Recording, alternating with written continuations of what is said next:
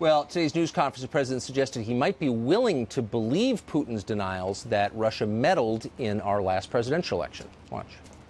So I have great confidence in my intelligence people, but I will tell you that President Putin was extremely strong and powerful in his denial today.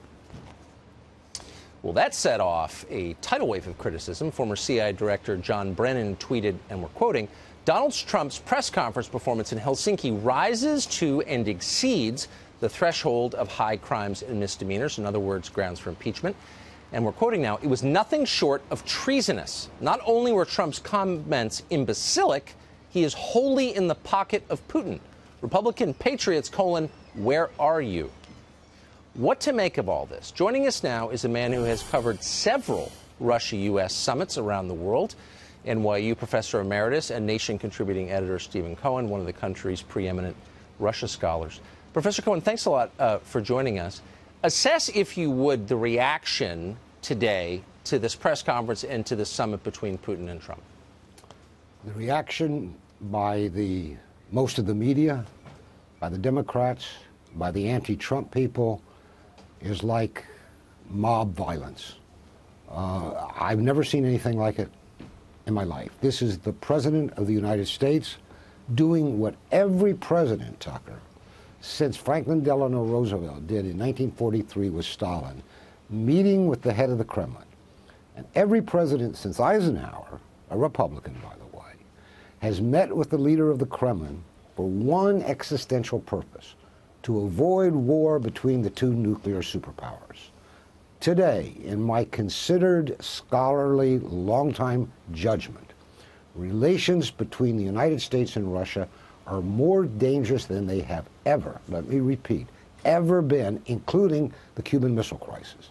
I want my president to do, I didn't vote for this president, but I want my president to do what every other president has done.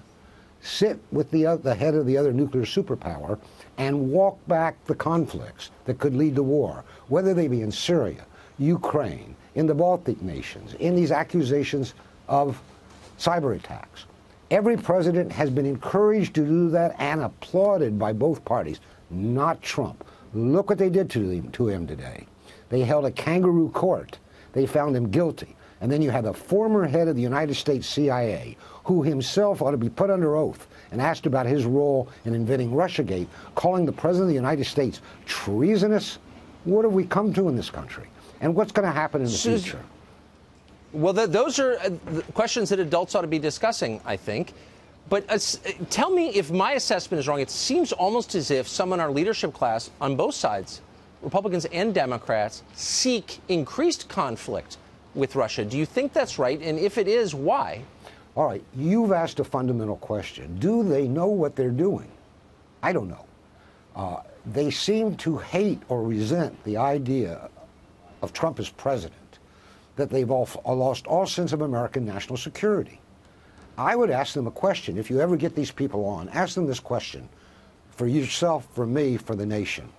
Do you, these people who are hunting Trump, do you prefer trying to impeach Trump to trying to avert war with nuclear Russia? That's the bottom line. And that's where we're at today. Because when I listen to the way they denounce the summit, that's what they're doing. Look, and I'm in no way defending Russia about, with which I have no connection whatsoever. And I'm basically agnostic, and I take it as a matter of faith that they seek to influence the U.S. government, undermine our elections. None of that surprises me at all. I just don't understand why Russia uniquely is considered an unacceptable partner for conversation, while at the same time we are happy to have close, intimate relations with Saudi Arabia, for example, the government of China, for example, both more repressive than the government of Russia. I'm missing this. Why the emphasis on Russia? People have written books about this, historians. Why is it that Russia seems to be our wicked witch of the East, when Russia has more in common with the United States? It's a Christian country. It's a big country. It was a frontier country. We were allies during World War II. I mean, Russia, this will upset people, but historically, Russia defeated Nazi Germany in Europe. We defeated the Japanese in the Pacific. We were great allies. After that, things went bad. Who's to blame? Historians have written Lots of books. But why since the end of the Soviet Union? There's no communism. Let me ask you a question. You know, DC, why do these people dislike Putin, the president of post-communist Russia, more than they ever seem to dislike the communist leaders? It's more about us, Tucker, than it's about them. And this is really dangerous, not permitting the president of the United States to keep us safe. And I think it is no defense of Putin to ask that exact question. I'm just going to repeat it for our viewers in case they missed it. Why do so many people in charge now dislike the current leader of Russia more than they dislike the communists who killed tens of millions? I don't know. I can't answer it, but thank you for asking. There is an answer, Professor, but we would need a lot of time.